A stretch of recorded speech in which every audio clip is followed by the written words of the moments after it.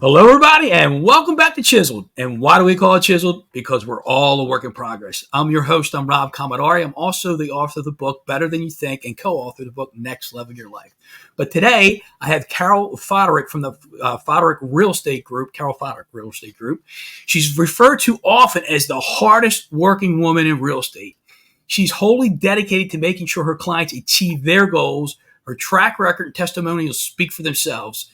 Her focus is on a service-based approach to working for her clients and building lifelong relationships with them and their families, which has led to over 90% of her annual business being generated by repeat customers and direct referrals. And that's an unprecedented number in the real estate industry today.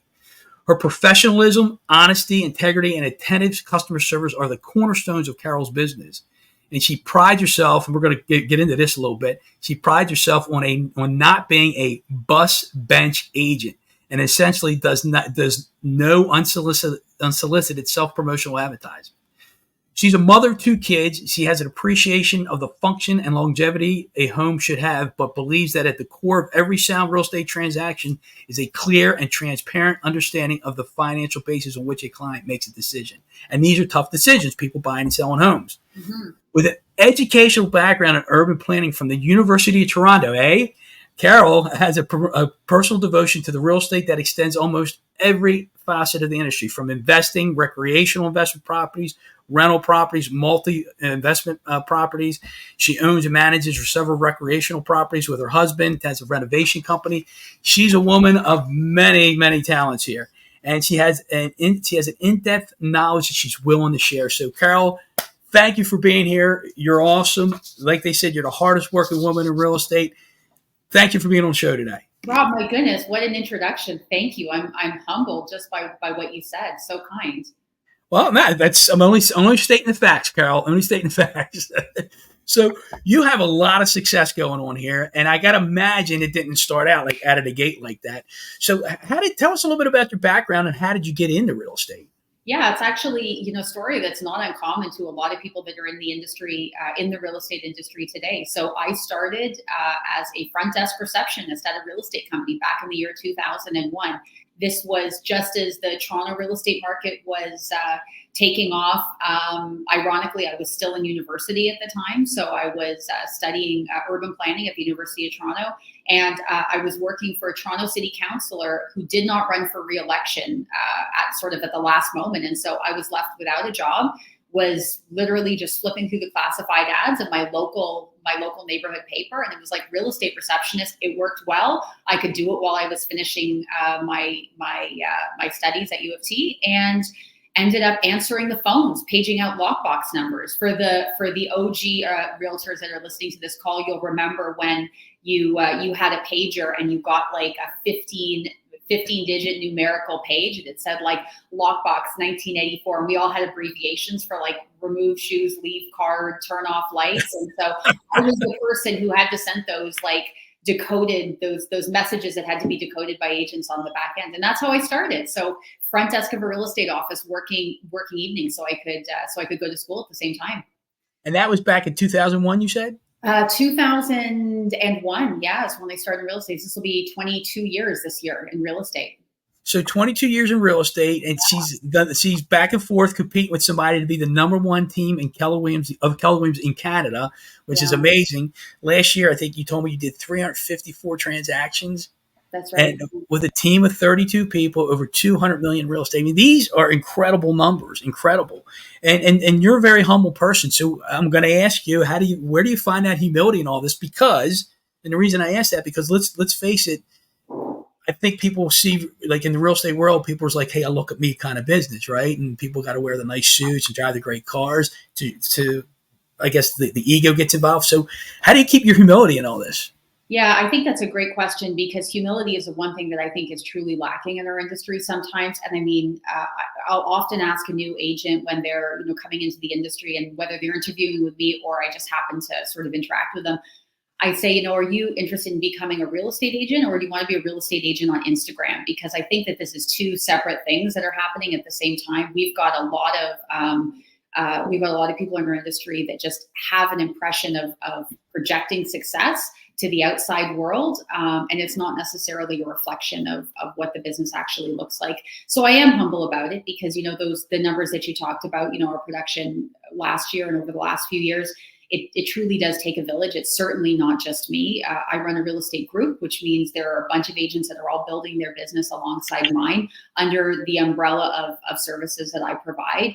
And it truly takes just a community effort of a lot of like-minded individuals coming together, both on the sales side, being able to find and recruit those agents that approach their businesses the same way that I do, that are coachable and teachable in terms of the systems and the models that I follow to have reached that level of success, but also being able to just curate a really great group of administrators that are there to support us and back us up on the logistical back end of all of these transactions. So it does take a village, and you have to be humble about it because I think God calls us all to follow our own calling in life, and it's a little bit different for everybody.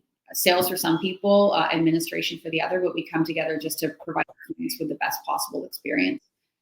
Wow, man, that's well said, and humbly said, I should say, right? No pun intended there. So you said you made the comment about following a calling. In 2001, when you were that front desk receptionist, I'm wondering, I'm assuming you didn't feel real estate was a calling then, or did you? And if you didn't know it then, when do you feel it became a calling to you? Yeah, thanks, Rob. You know what? I don't think I've yet to meet a small child who wakes up, one day and tells their parents, "I want to be a real estate broker when I grow up." My daughter jokes about it a little bit, but no, I don't think I don't think it's something that we aspire to be the way we think about being an astronaut or something like that. I think the calling for me was probably gradual. It's funny because I could look back over different parts of my life. I mean, I've always had a great love for urban planning.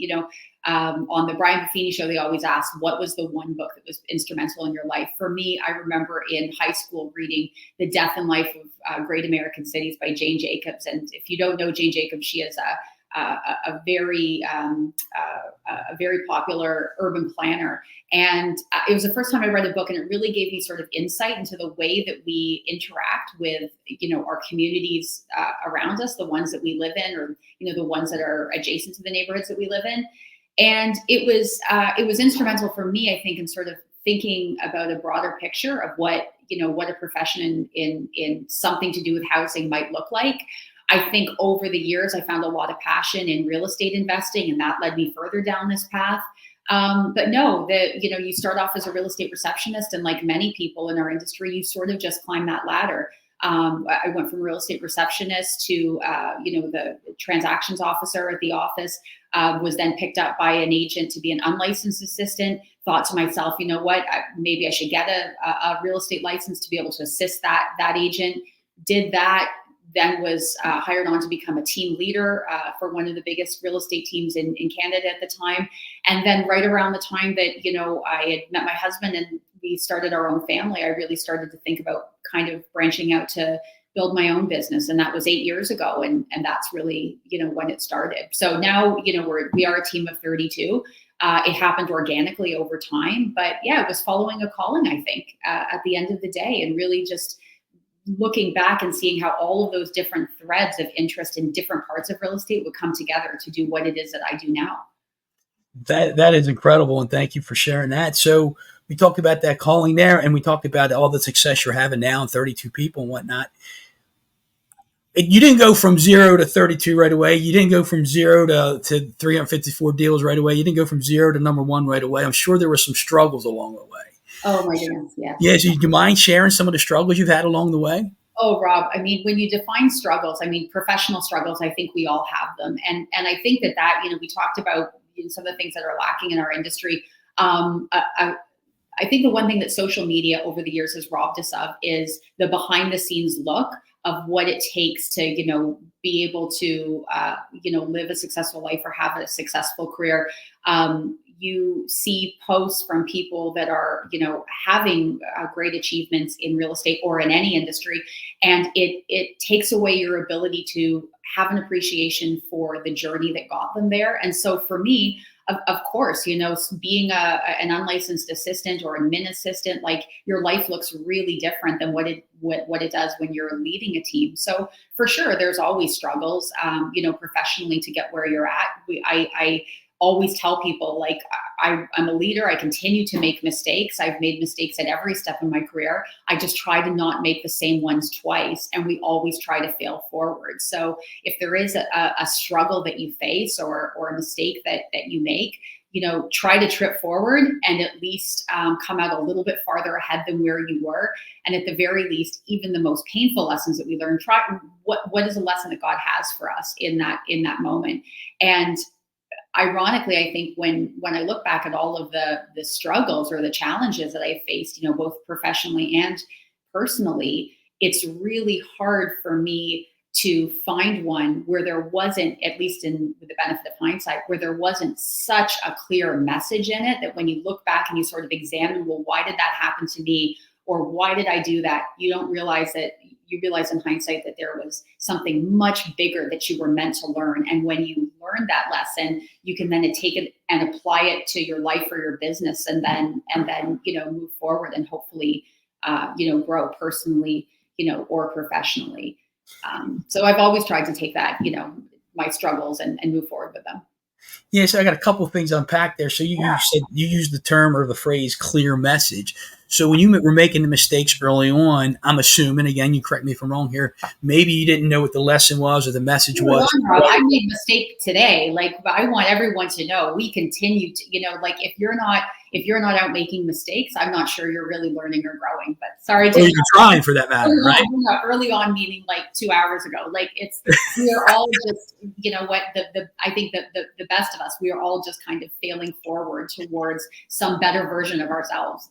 Yeah. So I guess where I was going to go though is like in the past, when I first started, I might have made a mistake, and I didn't know what the lesson was right away. But maybe an hour, 3 hours, 3 weeks, 3 months later, like, oh, now I got it. But I guess as you grow and you learn and you become more aware in this business, and you've made mistakes and you've seen other people make mistakes, I'm assuming that the lesson or the clear message comes to you a little quicker than it did when you first started. So I would say yes and no. For sure, I think the awareness of looking for the message becomes a lot more profound now. So I will say that, like, when something happens now, right when it's happened or when I'm facing a challenge, I'll say, what am I really meant to take away from this? What is this season in my life? What is it? What should I be trying to take away? But I will tell you, Rob, the benefit of being, sort of on this path towards self-improvement and self-development is that you can examine things in hindsight from a really long time ago and find new messaging. So, experiences that I had 20, 30, years ago, sometimes as a child, on my way to work today, as I was kind of reflecting on what you and I might discuss during this call, I thought about things about my childhood and even just this morning, driving, to work today, I had a bit of an aha moment with something in my childhood that really gave me a moment to just pause and consider the fact that, like, we are never done learning from our mistakes as long as we take the time to sort of self-reflect on them. Yeah, that's great. I keep coming up with questions in my head as you're talking here. And so you're obviously a very driven person, right? So did you always have that drive, or did it start at an early age, or was there something that triggered that? I don't know that there was something that triggered it, but I think, if you asked my mother, my father who's not with us anymore, that, they would have certainly said, I think from a very early age, I was probably motivated. And I think I was a born entrepreneur. Like, the idea of, like, how to structure a business or, like, how to figure out how to make things successful, I think has sort of always it's always been, like, a real interest of mine. They say that some kids are have that, like, predisposition towards, like, taking apart their toys or, like, taking apart the family computer just to see how it works. And there is nothing I love more than being able to do that with somebody's business. I'm the person who goes to, like, a farmer's market on a Saturday, and the lady's there with a table selling cupcakes, and I'm asking her, like, what's your profit margin on these cupcakes? Like, how many do you need to sell to cover the cost of the booth rental? Like, it's like, do the blue ones sell better than the pink ones? Like, it's just, I love asking questions of like how other people's businesses are put together. But yeah, I would say from a really early age, I probably had that drive. I started, I started my first business. Oh, it's funny you ask, because I haven't even thought about this in years. My very first business was running a neighborhood babysitting service. And I kid you not, Rob, I attempted to lease my neighbor's treehouse to have office space for our babysitting business. It's laughable now because it's something that only, like an 8-year-old would have the audacity to do. But that was, Rob, from a very early age, I guess it was evident that. So if I heard you correctly, you said at 8 years old, you had this babysitting service? I had a babysitting service. To be clear, Rob, I don't think I was legally old enough to be watching anybody's children. Certainly I wouldn't trust my 8-year-old with another 8-year-old, but yeah, it was from a really early age. I've just always really enjoyed that idea of like entrepreneurship and being able to, build a goal and then, chase after it. So were you able to lease the treehouse, or that didn't? Like, I think our neighbor's dad was like, "Is this a joke? Like, are you kidding me?" But like, I remember I have 3 brothers, giving them direction that they had to answer the family phone, like the Babysitters Club or something. Like it was like our house phone, like. So yeah, it was, it was fun times growing up. But yeah, I don't know. I do think it runs in our family. I've got, 2 brothers that we share the same biological parents and 1 stepbrother. And particularly my 2 brothers are both highly driven, highly motivated people. So I guess it's some combination of the real strengths of mom and dad coming together to give us this drive, I guess. Do you guys ever have these like mastermind sessions between each other? Rob, I will tell you, and you're Italian, Rob, so you'll know what this feels like. I am not Italian, but I will tell you, we argue and fight and love like Italians, like big emotions. Everything gets argued out until it gets hugged out in my family, especially with my brothers. And we share a unique sort of circumstance because we're also in business together. We own a large amount of rental properties together, and so the gloves come off sometimes. But yeah, we very opinionated, but always coming from a place of love and service. And it's wonderful to be able to say that you have a family that literally would drop everything and fly around the world for you if you needed something, or give you the shirt off their back. I am fortunate that I have that relationship with my brother. So very blessed for that. So how does that translate into a team of 32? Because you can take the gloves off with your siblings. So how do you lead, and how do the gloves come off with your team? I'm sure they may at sometimes, I'm assuming, but tell me. Yeah, no, and I think that's it's interesting because I was reflecting on this, a few months ago in particular. The skills that we have honed to become top producing real estate agents are not the same skills that you need to be able to run a successful real estate team. It's a completely different skill set, in fact. And one of them was, I think, understanding that especially as you scale past, 1 or 2 other people on your team, there has to be like a professional separation between who you are as a friend to these people and then who you are as a leader. Because the things that you can feel comfortable saying perhaps as a friend, it becomes sort of inappropriate for you to say as a leader, or they need something different or something more from you. I don't have the ability to sort of have a bad day in front of them in the way I can have a bad day in front of, one of my brothers. I can't like ugly cry at an office meeting and then have everyone be okay with it. And trust me, Rob, I know, because that's happened probably more than once. So it's just, when we talk about sort of learning and failing forward, I would say that was one of the things that I had to really hone over the years, was that separation between leadership and friendship that can happen on a team. And I see it happen, with a lot of teams where there's this intermingling of friendship and leadership that can get a little bit offside sometimes. So I've really tried to, separate the two and try to be the version of myself at the office that, the other 31 people in the room need me to be, for them to achieve professional success as well. Well, when you were a smaller team, evolving into the bigger team, were you more personable with them? And then was there a transition into this like separation piece? Yeah, I think it's. So I will say, I think I'm closer to a lot of the people on the team than I ever was when we were a smaller team. I mean, the benefit of spending so much time in, and I'm a big in-office culture person. I believe that, to be successful in this business, you need to be around real estate, hearing it, watching it all of the time. So even for the newer agents that are coming into the industry, I'm like, just come and sit in the office for 8 hours and listen to the conversations about what's going on in the market, and the way that other people are talking to their clients. There is so much to be absorbed from that environment. But I think it's important as a leader that you really separate culture with friendship, and to understand that they're two separate things. I can be friendly with people, I can be friends with people, but that doesn't necessarily mean that we're going to have good office culture. And so I think it's just important to understand the distinction between the two. But yeah, sure. I mean, early on, my very first assistant was like, I had a client that was also a really good friend, and I was like, hey, does your daughter want a job? Like, there was no systems or processes, just show up and like, I'll find you something to do. And that was the way that I hired my very first admin. And it's obviously very different than the way that we, recruit and train and hire staff now. But yeah, it's just figuring out what feels right to you and sort of organically growing and changing. I would say in the last couple of years, especially with all of the Buffini leadership, training that you and I share, Rob, and many people listening to this call, hopefully. I will say that I would say that it's accelerated my path to leadership and not making as many blunders as I did earlier on as a team leader.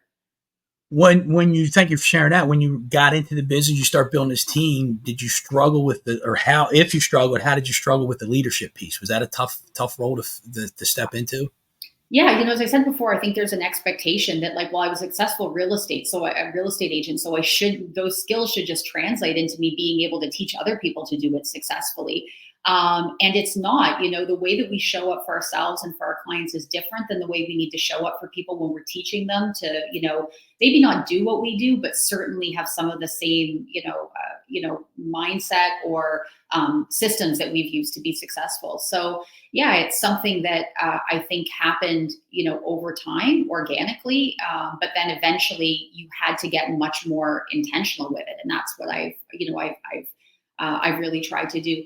Ironically, the biggest growth in the team production also came with the biggest growth or the biggest investment that I've made in myself as a leader. I think just really trying to figure out how to be the best version of myself for the other people in this office. The two happen together. So I think that as leaders, we have a tendency sometimes to just, pedal to the floor on the gas with the production. But when you take a step back and spend more time, working on yourself than you do on your business, then you just see this huge amplification of the business side of it.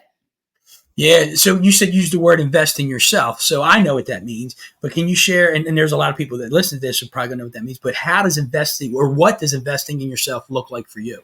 Yeah, I think whenever we hear the word investment, it seems to equate to just writing a check. Like, I'm going to spend some money and then I'm going to be a better version of myself. And I think that it's a bit of a mischaracterization of what actually goes on.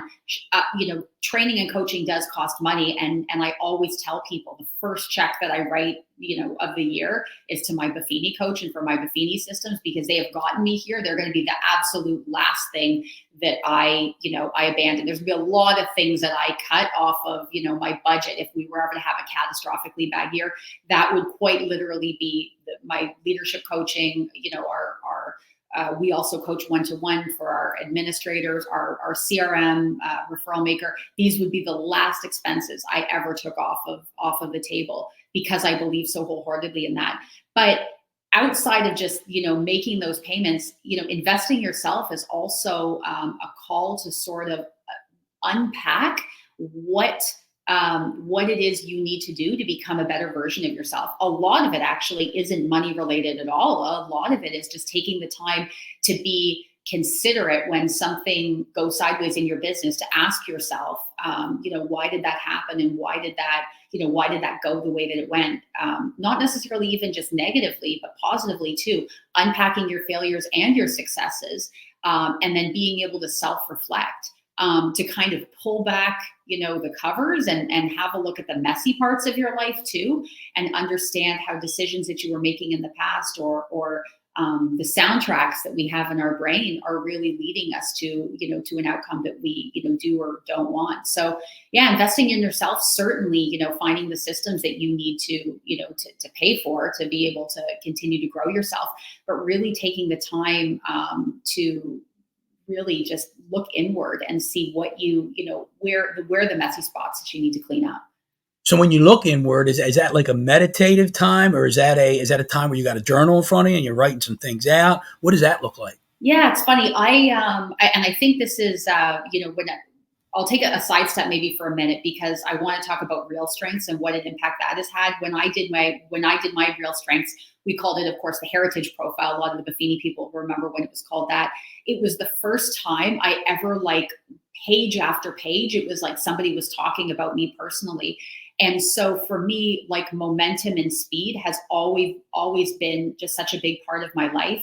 And my mother used to say, you're like a shark, like you die if you stopped moving. And there was always this, sense, at least from her when I was growing up, to be like, slow down, slow down, slow down. And her pace was much slower than my pace. So, when I realized that there wasn't something wrong with me because I went quickly, I think that there was so much more awareness around the fact that it was okay to go quickly, as long as I understood that there was systems and processes I need to put in place to be sure that I wasn't missing things along the way. I don't know. Does that answer your question? Yeah, it's your answer. It's good. It's good. That's what it is, right? But no, thank you for sharing that. And so you said it. You said the word again. You said awareness, right? Yes. And I'm like, oh, what does it look like? Sorry, you asked me what. Sorry to take a step back, because I kind of went off on a tangent. You said you were going to do that. It's okay. I did, yeah. And then I didn't get back to the original question. Sorry, you asked me, is it a meditative state? No, for me, the idea of awareness or self-reflection often comes with motion. So for me, it's on my Peloton, it's, running on the treadmill, it's out for a walk in the morning. I've often said, Rob, that, all of the biggest problems in my life, I have solved walking down a gravel road with my headphones on, just really thinking about it. Now, sometimes the problems are so big that the gravel roads had to be really, really long. And like, sometimes I'll struggle with times in my life where there's just big questions. I remember, last summer I was going through a period of transition. I would sometimes do like 7, 8, 9-mile walks a day just to try to walk it out. But yeah, I would say that a lot of my self-reflection comes with actual physical momentum. So I'll have to ask Rachel Yeaman what that's all about. But yeah. Is she your coach? Is Rachel your coach? Rachel is not my coach. No, Peggy Alexander, who she's my ride or die, Rob. I'm going to give a shout out to Peggy in case she ever listens to this, because you talk about the value of a coach. And again, another tangent, but I do want to give her, a shout out, because this is a woman who, at various times in my life when I was in just absolute pure emotional meltdown over something in my business, I have sent out like an SOS message, and she'll call me, even not during our coaching calls. I'm like, Peggy, need to talk to you. And she'll find 10 minutes to just talk me off that ledge, unpack why I'm feeling that way, and set me on my path. So what's the value of coaching? My God, cheaper than therapy. We should have shirts that say that, coaching, cheaper than therapy. So, yeah. Well, so you brought up a point there. Okay, you said you had emotional meltdowns. Like, I'm sure people listening to this first 30 minutes of this podcast, man, this woman's strong. She's successful. Oh, by the way, she has emotional meltdowns. Well, so if you don't mind sharing, what's an emotional meltdown for Carol? Oh, goodness. Well, it looks different over time, I think. What an emotional meltdown for Carol 25 years ago was probably different than now. But it's interesting, because I think that all of those, and listen, every single one of us, me, you, Rob, every single person listening has had challenges, I think, in their life that they just feel so gigantic that they have no idea how they're going to get through it. And what's that saying? God doesn't test us with anything that we can't handle. I just wish he didn't trust me so much. I was listening to something on Sirius XM the other day, and it was a sermon, and the pastor was talking about the fact that sometimes in our moments of greatest challenge, when it feels like you can bear no more, God steps in and just, wraps his arms around us and, saves us from the brink when we are right at the very edge. But we need to go to those testing places to be able to push our limits and figure out, what we can handle. And I will tell you, Rob, the biggest challenges in my life, the darkest moments, and Rob, there's been a lot. It's very easy to look at Carol, the successful real estate agent, but I certainly didn't grow up that way. And it's certainly not my story. The hardest moments in my life, I realize now in hindsight, I wasn't there alone. God was walking with me. Well, because you just segued into my next question. How has God participated in this business for you and in your life? Do you mind sharing any of that? Yeah, I mean, I think I'll maybe take a step back. I grew up in a household where we went to church every single week. We were United Church, so it's a Protestant religion. We went to church every single week, but I don't think that the messaging ever really landed with me as a child. Like we didn't go home and live the values that we learned about on a Sunday. And by the time I was probably 9 or 10, we stopped going to church entirely, which is probably really unfortunate because it was just the age in your life where you start to really need guidance and spirituality, more than ever.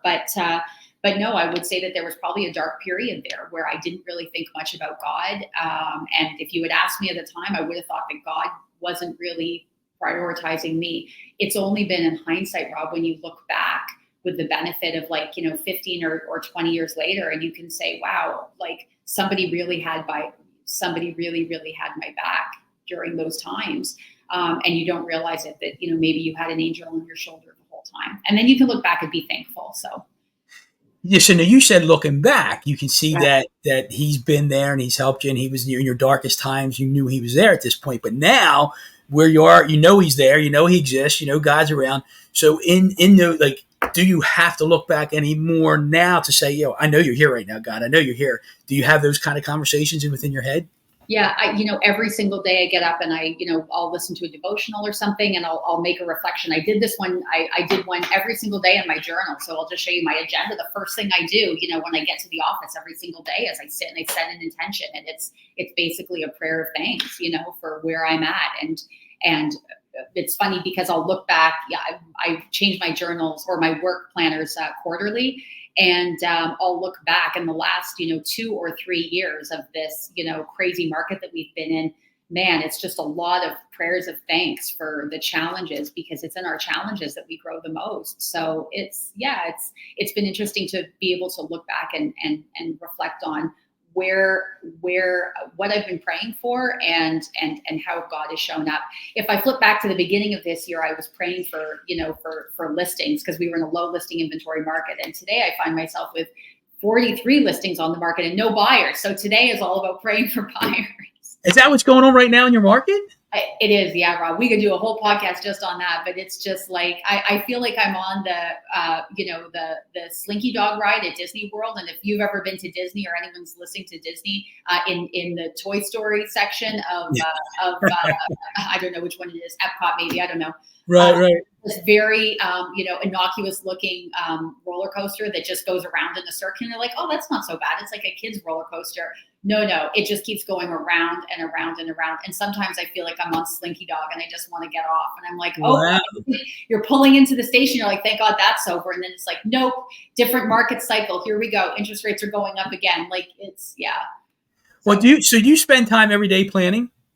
I spend every day planning, yeah, or at least setting the intention for the day. And I want to be clear, Rob, I could probably be better at it if I plan 5 days a week and I nail that plan 3 or 4, I consider that winning. I think we set ourselves up for failure when we expect that every single minute of every single day, we can time block and we can get the list of stuff done. I don't think that that's realistic. I think we have to give ourselves a lot of grace about the fact that life actually happens and be able to build in those windows for the unexpected, I think. Could you always give yourself grace when those things didn't happen the way you planned them out to happen? Again, a process of learning, right? It's, it just, and the opportunity that sometimes comes in the diversions that we find in our daily schedule, right? Sometimes you don't realize until hindsight that you were meant to be wherever it was that you were, meant to be at that time, until with the benefit of hindsight. Yeah, so it's like for me, I remember, and I think this is important for people to hear because you plan, I plan every day, and I used to be the guy where I had my planner. I got the planner, the hard the hard thing planner. I do the digital as well, but I would have my day planned out, and when something didn't go according to the way I wanted to go, and I'd have a fit, and I'd have a real fit. And then if something hit me in the head one time, said, Rob, show God your plans. You'll make them laugh if you show them your plans, right? And I'm like, okay, I took this. I'm a baseball guy. I played college baseball, and I'm like, okay, what happens when I get a curveball in baseball? Well, you do a few things. You try to hit it up the middle. You go the other way. You foul it off. You might not be the pitch you're going to hit for the home run unless you're looking for it. So curveballs happen. So curveballs come at me, at you, at us every day. And the thing is, how are you going to respond or react to those curveballs? If you're going to have a fit, well, that's not good. But have a plan as to go the other way with it. Brush it off. Okay, I'll get to it later. Have a little grace. And I think it's important for people to know that it's not going to go 100% according to plan. And I think that's what you're saying there. Pivot, like that's the reality. It's just pivot, and you have to be able to plan for the unplannable in your schedule, and maybe that means giving yourself a little bit more breathing room with your time blocking or something. But it's you have to expect that things are not going to definitely always go to plan. And where would be the fun in that? Honestly, like it's just isn't it all of the side roads and stuff in life that really sometimes our best adventures are found on? What you talked about it earlier. We talked about the awareness piece. It's like, okay, now that you've been doing this for a while and you don't get that thing going according to your plan. Okay, there's a message here. There's a message here as to, okay, I'm not supposed to do this right now, even though I wanted to. What am I supposed to do? What am I supposed to get out of that? You use the word pivot, right? And the things, Rob, it's interesting because there are some big projects. And so I'm a create finalize on my real strength. So I love to start projects. I love to finish projects, but my email is the place where big projects go to die. So I come up with an idea, I delegate somebody to, take it to the next level. That person needs some feedback or something from me, and it sits in my email and marinates there forever and ever and ever.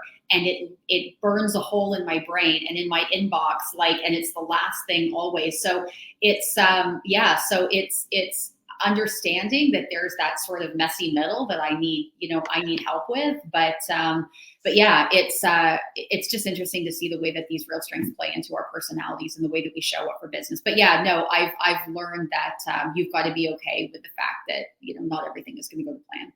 So for the audience here, she mentioned real strength and she mentioned heritage profile. These are like, what do you call them? Psychology or psychological, or what do you call it? So I asked somebody this at the Buffini conference. I asked them, what is the technical term for what it is that all of us Buffini people speak to one another? I think it's called Buffinese, I think. So we use these terms, really, very casually with each other as two, white hats.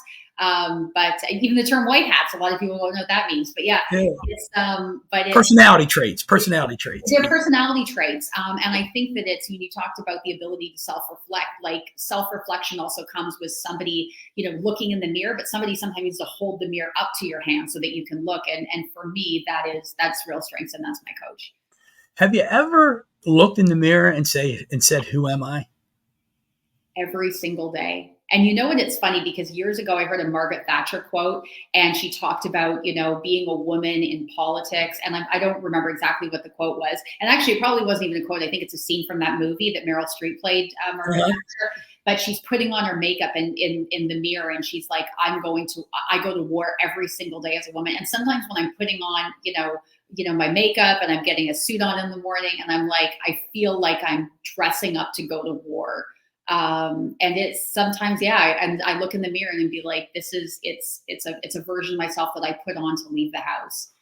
And I take it off when I go home as well, too. You're able to do that. Okay, good for you. I am, Rob. You know what? You introduced me as the hardest working woman in real estate. I think there was a time when that was true. Now I have very much come to appreciate the value of balance between who I am at home as a wife and a mother and who I am as a professional business person. And to be clear, I work a lot harder at being a wife and a mother than I do at being a real estate professional. And ironically, being a better version of yourself at home, I think also leads to a better version at the office by default. The opposite, I don't think, is true. I don't think, anybody would say, wow, I'm so happy I married the hardest working real estate agent in the world. There's a lot of, marriages and families that are split apart because of how all consuming this industry can be. You've really got to pour into, your personal relationships. And in particular, my marriage is something that I work on really, really hard to be the best version of myself. Because I find when I'm the best version of myself with my husband, we both show up so much better for our kids. My husband also, is a member of our team. He runs our logistics team and the warehouse for our staging company. When I'm a better wife, everything else is better too. So that's really the primary focus that, I try to have. I'm glad you said that, and because I think a lot of people would put the business first and then let that other, the family and the relationship and, come later. But to hear you say that, I'm thinking, okay, early on, were there personal struggles because of the real estate business? And I will tell you, Rob, a very deeply personal story. My husband and I have been married for just a little over 10 years. I got pregnant right after we got married, and it was a high risk pregnancy. We knew very early on that there was a high chance that I was going to lose the pregnancy. And I did lose the pregnancy very, very late in the pregnancy. And it was an aha moment for me because I realized, my clients, at the end of the day, they weren't family. Although they cared about me, they didn't really care about me. And I needed to be the best version of myself as a wife and a mother first, because at the end of the day, at the end of my life, be it, next month or 50 years from now, Rob, nobody on my tombstone is going to say ran a team of 32 and did 200 million. That's not what makes it in. It's all of those things that we show up for personally to our families. That's what really matters. And so that was a pivotal moment for me, when we, going through pregnancy loss. And there will be a lot of, women and men that, are listening to this podcast that will have had that shared experience. For me, that was something where I really examined my life and looked at it and said, you know what, this can't continue on the way it was. We were blessed that we got pregnant, again, about a year and a half later. And it was when I was 9 months pregnant, looking for an alternative to the 60, 70-hour work weeks that I was pulling as a pretty successful real estate agent at that time, but not something that I could have kept up once a baby was born. That's what led me to, to sit into a Buffini seminar and be like, you know what, this seems like a better way. I'll give it a try. And it's allowed me just incredible amount of leverage in my life to be able to say 5 o'clock, comes around and I'm leaving the office and I'm at home. I don't work evenings. I don't work weekends. So but I'm really intentional about the time that I am in the office and pouring into my business. But when I leave and I leave it all behind at the office. Yeah, that's the best version of myself for my family. And it's so big to say. And it's hard for me to even ask this question. So you said when you lost the pregnancy, you had a big aha moment. So in hindsight, I mean, I know it stinks and it hurts, but was it a blessing in a weird way? Oh, it's a hard thing, Rob. And it was one of those things that as women, we pack away deep, dark, there's that line from Titanic, a woman's heart is a deep ocean of secrets. It's true. As women, and even as parents, man or woman, there's a lot of stuff that just gets kind of packed down and a lot of, hurt and insecurity sometime there. It was an aha moment for me. And was it a blessing? I don't know. Certainly there was lessons to be learned from it. I've come to value, the life and the relationships in my life, not just with my kids, but with everybody. Because, we know that, everything in this world is only loaned to us for a little while. And sooner or later, we all get called home. And so, yeah, for me, it was an aha moment. Was it a blessing? I'm not sure. It was perhaps a blessing in disguise, but certainly there was a lesson in it for me that I took away. Yeah. Yeah. Thanks for sharing that. I was a little deep there, but thank you for sharing. I feel like I could go on forever here, man. This is great stuff. I appreciate you sharing this, and maybe we'll pick up another time. But I always ask this question, and I pretty much know the answer. How much more chiseling do you have to go on in your life? God willing, Rob, until the day I die. That's my answer. And I didn't know you were going to ask it. So that wasn't a can't answer. But honestly, Rob, I hope that, if my mother-in-law, who is the greatest inspiration of my life, she is 92. We're getting ready to go to Italy in a few days together. On her Wow. 90th birthday, she broke a rib cliff jumping. Like, the woman is a force. She spends 3 days a week volunteering in my son's kindergarten classroom to teach new Canadians how to read English. And the other 2 days she packs food at the food bank. She is 92 years old, living her best life. She is such an inspiration to me. If I make it to 92, Rob, I hope on my 91st birthday, I can still look forward to all of the growth I have in whatever time I have left. So hopefully That's awesome. I like to tell people I want to be 95 and still learning. So that's good stuff. Yeah. Yeah. So let's two more things before we finish up here. One, what's a big goal that Carol has in the future? I mean, you've done so well, you accomplished so much. What's a big goal you have in the future? You know what, Rob? It's a big question, and I think it's I mean, professionally, I have a lot of things that, whether it's opening my own brokerage, because right now I run a team within a brokerage. That might be something. I think it's just to be a better version of myself, and that sounds so like it sounds so global. To get back to real strengths again, it sounds like such a 5-year thing, but I have constantly been surprised and amazed that today I'm living the life that 5 years ago or 10 years ago or 25 years ago I only ever could have ever imagined. In fact, some of the things that I have in my life now, I never could have imagined. They were so beyond the scope of what a poor kid from the wrong side of the tracks ever was even exposed to. But yeah, I would say that I'm excited about the fact that hopefully I'll have a goal that's so big that I haven't even imagined it yet. Wow, that's awesome. So if anybody wanted to get a hold of you to talk a little bit of real estate or talk about the poor kid from the wrong side of the tracks, how can somebody get a hold of you? Carol@carolfoderick.com. That's my personal email. I read it. Listen, I am on the very, very front edge of millennial. I was born in 1983. If you send me a Instagram DM, I am never going to see it, Rob. So it is old-fashioned email. That's the best possible way. So Carol@carolfoderick. But if you find my phone number and call me, I'm always happy to chat with somebody about whatever it is that they're struggling with. It's just, been a great blessing in my life to be able to share what little knowledge, that I can share with someone else, as I have been the recipient of so much knowledge that I've gotten, from the communities that you and I are part of and other communities as well. So always have to be willing to share and serve. Well, I got a feeling I might be calling you again sometime here. It's good stuff. I really appreciate you sharing this today. So that's Can awesome. I just say one thing? And I know that you were going to wrap up, but I just want to say, Rob, because I listened to a whole bunch of your podcasts and just what an incredible job you do of showing up in service to the people in this community. And if nobody has told you today, Rob, you are changing lives. You are just inspiring people. You're lifting them up, and good for you. You're somebody that I wish I could be more like. Just everything that you pour into the community around you, and so uplifting. So you're awesome, Rob. It's been such a pleasure to chat with you today. Thank you so much. I appreciate that, Carol. It means a lot. Thank you. So look, until next time, everybody, let's go get chiseled. Thank you, Carol.